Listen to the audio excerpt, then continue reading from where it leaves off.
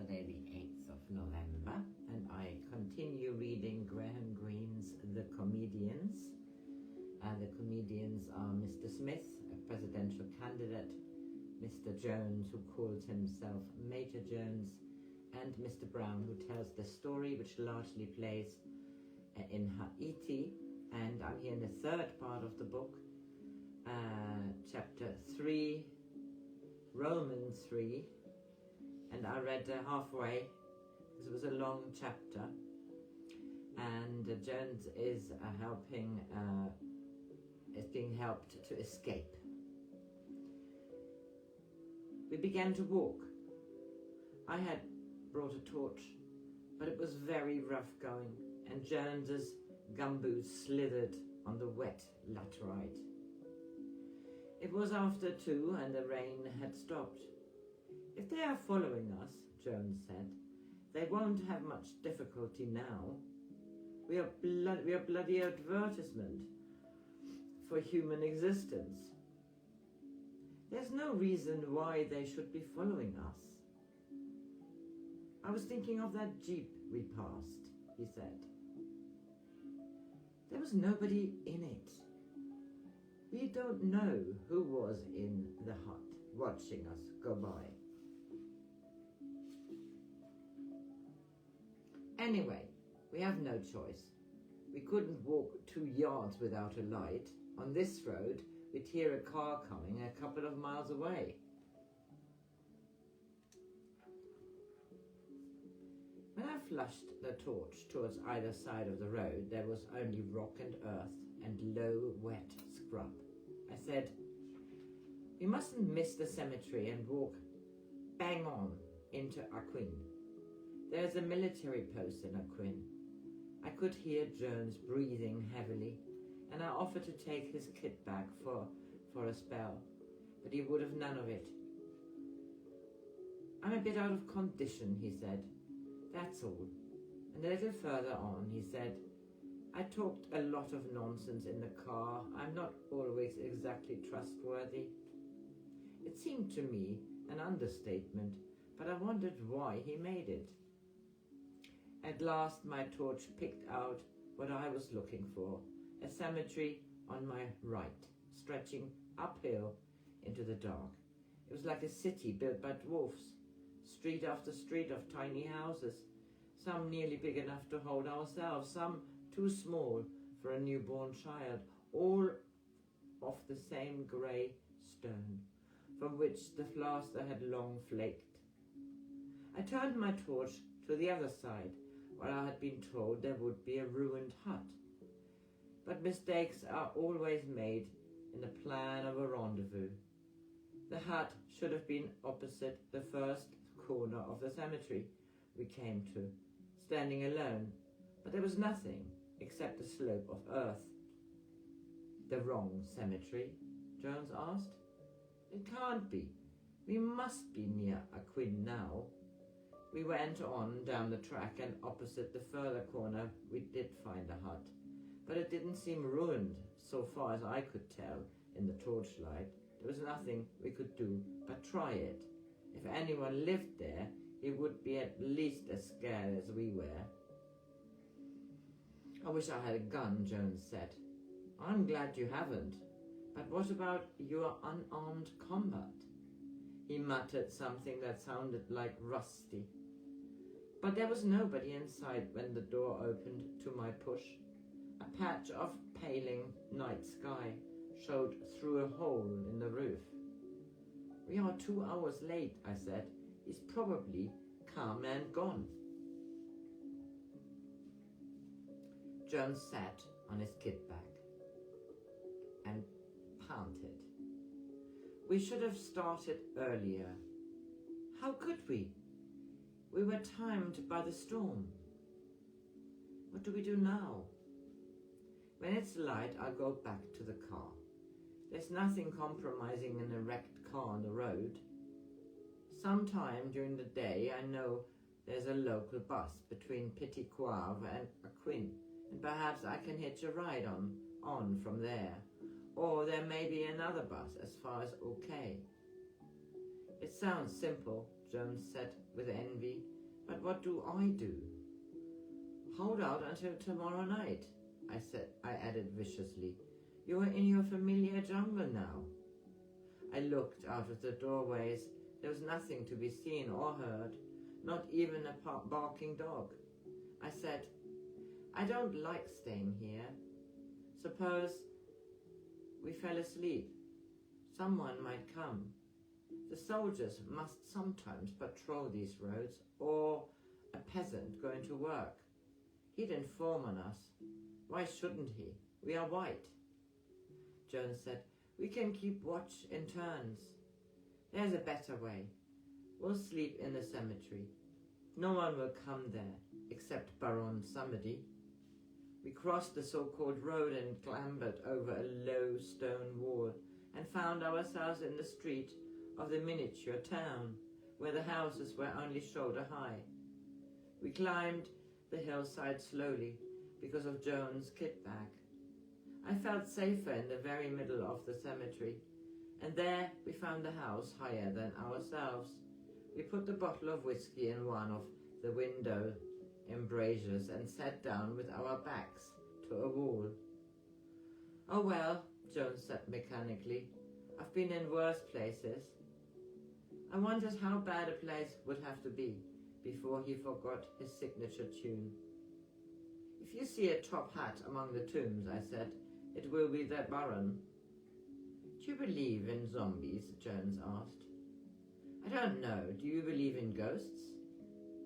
Let's not talk about ghosts, old man. Let's have another whiskey. I thought I heard a movement and switched on the torch.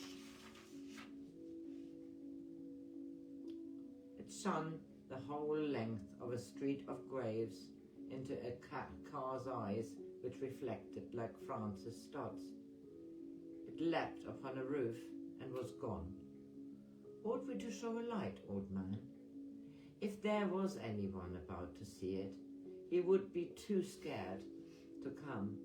You couldn't do better than to dig in here tomorrow.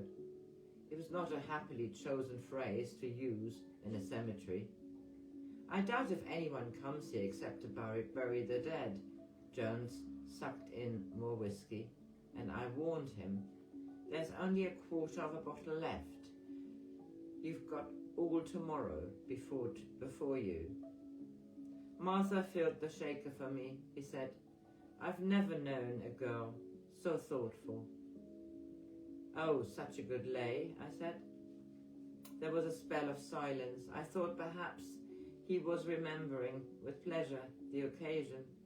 Then Jones said, old man, the game's turned serious now. What game? Playing at soldiers. I can understand why people want to confess. Death's a bloody serious affair. A man doesn't feel quite worthy of it, like a decoration. Have you such a lot to confess? We all have. I don't mean to a priest or God. To whom? To anyone at all. If I had a dog here tonight instead of you, I'd confess to the dog. I didn't want his confession. I didn't want to hear how many times he had slept with Martha. I said, did you confess to Mitch?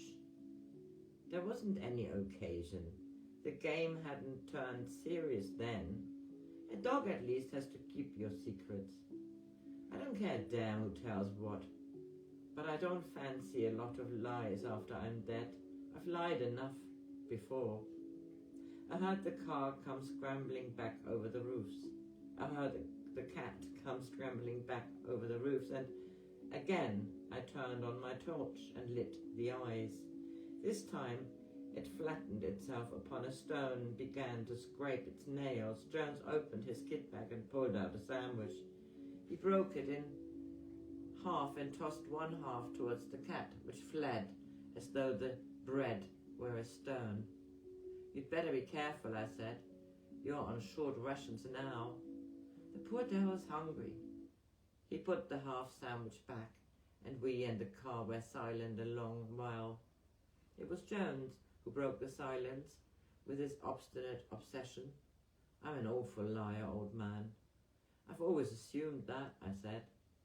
What I said about Martha, there wasn't a word of truth in it. She's only one of 50 women I haven't had the courage to touch. I wondered if he was telling the truth now, or graduating to a more honourable sort of lie. Perhaps he had detected something in my manner which told him all. Perhaps he pitied me. One could hardly sink lower. I thought then that to be pitied by Jones. He said, I've always lied about women. He began an uneasy laugh. The moment I had Tintin, she became a leading member of the Haitian aristocracy. If there had been anyone around to tell about it. Do you know, old man, I haven't had a single woman in my life. I haven't paid, or at least promised to pay. Sometimes I've had to welsh when things went bad. Martha told me she slept with you. She can't have told you that. I don't believe you. Oh yes, it was almost the last words she said to me. I never realized, he said gloomily. Realized what? That she was your girl. Another of my lies has found me out. You mustn't believe her. She was angry because you were going away with me. Or angry because I was taking you away. There was a scrabble in the dark where the cat had found a bit of sandwich. I said, there's quite a jungle atmosphere here. You'll feel at home. I heard him take a pull at the whiskey. And then he said, old man, I've never been in a jungle in my life unless you count the Calcutta Zoo.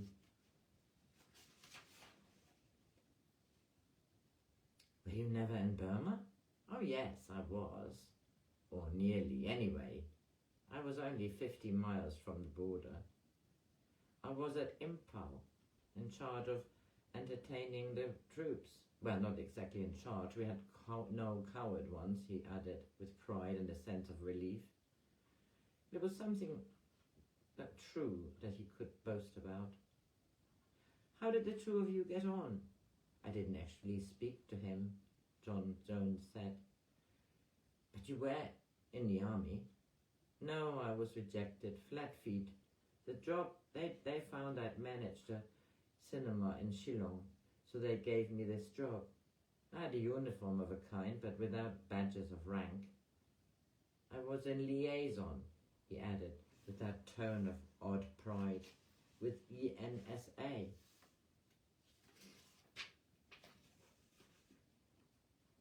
I flashed my torch around the acre of grey tombs. I said, why the hell are we here? Are we here then?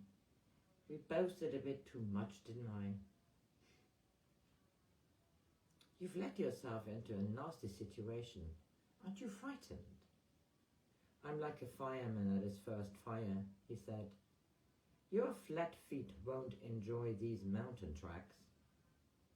I can manage with supports, John said. You won't tell them, old man. It was a confession. They'll soon find out without me telling them. So you can't even use a bren. They haven't got a bren. You've spoken too late. I can't smuggle you back. I don't want to go back, old man. You don't know what it was like in Imphal.